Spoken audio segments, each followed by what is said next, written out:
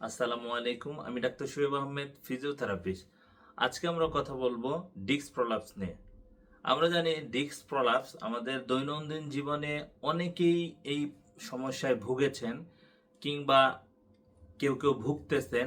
Disc prolapse হলে আমরা সহজেই ভয় পেয়ে যাই, কারণ আমাদের ধারণা নাই এই সম্পর্কে। স্পেসিফিক যে স্পষ্ট ধারণা থাকা দরকার, এটি আমাদের থাকে না, যার কারণে আমরা ভয় পেয়ে যাই, যে আমরা দ্বিধাদ্বন্দ্বে থাকি যে কোন ধরনের চিকিৎসা করলে আমরা একেবারে ভালো চিকিৎসা পাবো। কারণ ডিস্ক প্রলাপস হলে অনেকেই আমাদের বুদ্ধি দেয়, নানান দিক থেকে আমাদের আত্মীয় স্বজন কিংবা আহ, আমাদের দায়িত্বশীল যারা বুঝে তারা বুদ্ধি দেয়। হয়তোবা তখন যারা বুদ্ধি দেয় তারা হয়তোবা স্পষ্ট ধারণা তাদেরও নাও থাকতে পারে, যার কারণে আপনার একটা পরামর্শের কারণে আপনার বড় ধরনের ক্ষতি হয়ে যেতে পারে। যার দরুন আমাদের আজকের ভিডিওটি আপনার জন্য ইম্পর্টেন্সি বহন করে বা গুরুত্ব বহন করে। ডিস্ক প্রলাপস হলে আসলে আমাদের কি হয় এই সম্পর্কে আমরা আগে জেনে নিব। আমরা জানি আমাদের মেরুদণ্ড গঠিত হয় এরকম ছোট ছোট হাড় দ্বারা। আর আমরা জানি এই ছোট ছোট হাড়ের মাঝে এরকম জেল্লির মতো বা ডিস্ক থাকে, নরম জেল্লি পদার্থ।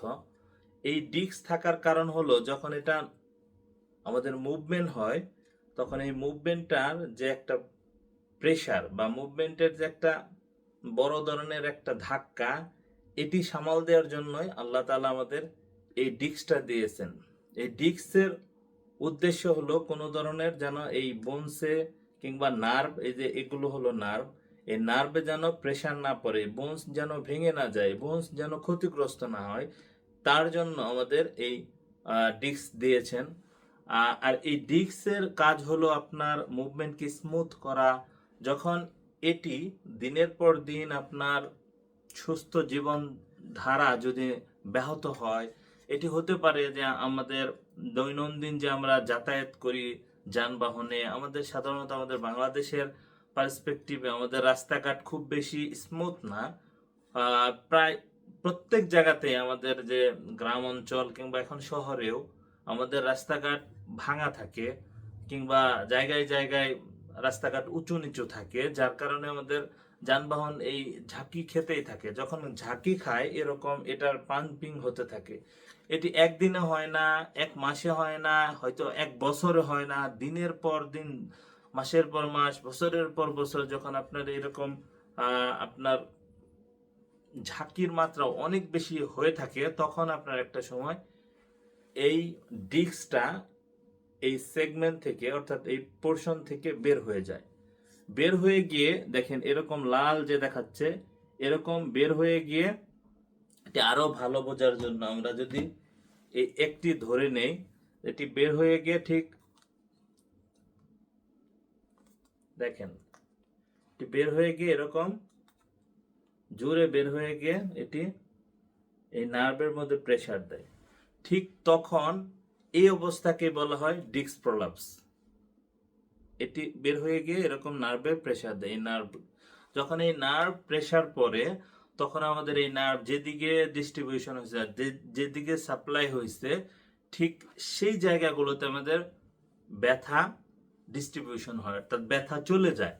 আমরা জানি যে আমাদের এই হাড় সাধারণত আমাদের লোয়ার ব্যাকে থাকে, অর্থাৎ কোমরে থাকে। এই কোমর থেকে নার্ভ তো আমাদের পায়ের দিকে গেছে, যার দরুন যখন আপনার ডিস্ক প্রলাপস হয় তখন এই ব্যথাটা পায়ের দিকে চলে যায়। এখন আমাদের এই ব্যথা হলে সাধারণত আমরা জানি যে দুই ধরনের চিকিৎসা, কার্যকরী চিকিৎসা আছে। অন্যটি হলো মেডিসিন। মেডিসিন খেলে হবে কি আপনার এই অবস্থাটা জাস্ট পেইনটা আপনাকে কমিয়ে রাখবে, অর্থাৎ ব্যথা শুধু আপনাকে উপশম করে রাখবে।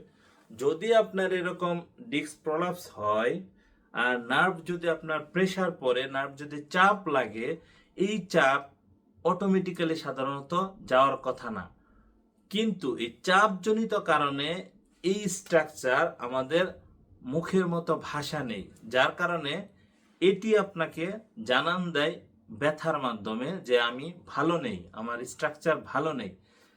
এইটি আমরা করি কি, এই ব্যথাটাকে যে জানানের আমাদের যে এই ইনজুরির ভাষাকে আমরা বন্ধ করে দেই। আসলে এটি কোনো সলিউশন না বা এটি কোনো সমাধান না। এটির সমাধান হলো এই ইনজুরিকে কমানো বা ইনজুরিকে ম্যানেজমেন্ট করা। এর জন্য কার্যকরী দুটি চিকিৎসা আছে, এক হলো সার্জারি, অন্যটি হলো ফিজিওথেরাপি। আপনি যদি সার্জারি করেন এরপরে এর কমপ্লিকেশন থেকে যাবে, অর্থাৎ সেকেন্ডারি কমপ্লিকেশন, আপনার ব্যথা আবার আসতে পারে, আপনার ডিস্ক প্রলাপস আবার হতে পারে। অর্থাৎ এটি থেকে সবচাইতে কার্যকরী চিকিৎসা হলো ফিজিওথেরাপি, যা কনজারভেটিভ ট্রিটমেন্ট বা নন সার্জিক্যাল প্রসিডিউর। আর এতে করে আপনার বিন্দু মাত্র সন্দেহ থাকার কথা না বা থাকা উচিত না, কারণ এটি গবেষণা দ্বারা প্রমাণিত, বিশ্বে এটি সমাদৃত যে ফিজিওথেরাপি চিকিৎসা ডিস্ক প্রলাপসের ক্ষেত্রে সবচাইতে কার্যকারী, সবচাইতে নিরাপদ এবং আপনি নির্দ্বিধায় নিতে পারেন। এক্ষেত্রে আপনার কোনো ধরনের সন্দেহ থাকা উচিত না। তবে মনে রাখা দরকার, এটি আপনার 2-1 দিন বা খুব শর্টলি কোনো চিকিৎসা না, অর্থাৎ রিহ্যাবিলিটেশন, যে কোনো রিহ্যাবিলিটেশনে আপনার সময় সাপেক্ষ, অর্থাৎ কমপক্ষে আপনার 2 থেকে 3 সপ্তাহ আপনার এটি ফিজিওথেরাপি কন্টিনিউয়াস অর্থাৎ নিয়মিত নিতে হবে এবং ফিজিওথেরাপিস্ট হতে হবে নলেজেবল এবং যে কিনা আসলেই ফিজিওথেরাপিস্ট। কারণ আমাদের বাংলাদেশের পার্সপেক্টিভে অনেক ভুয়া ফিজিওথেরাপিস্ট আছে, যাদের কোনো ডিগ্রি নেই, যাদের কোনো এক্সপিরিয়েন্স নেই, যারা আসলে চিকিৎসা পারে না। তাদের ক্ষেত্রে যদি আপনি যান তাহলে আসলে আপনার একটা ধোঁকার সম্মুখীন হবেন কিংবা আপনি ভালো হবেন না।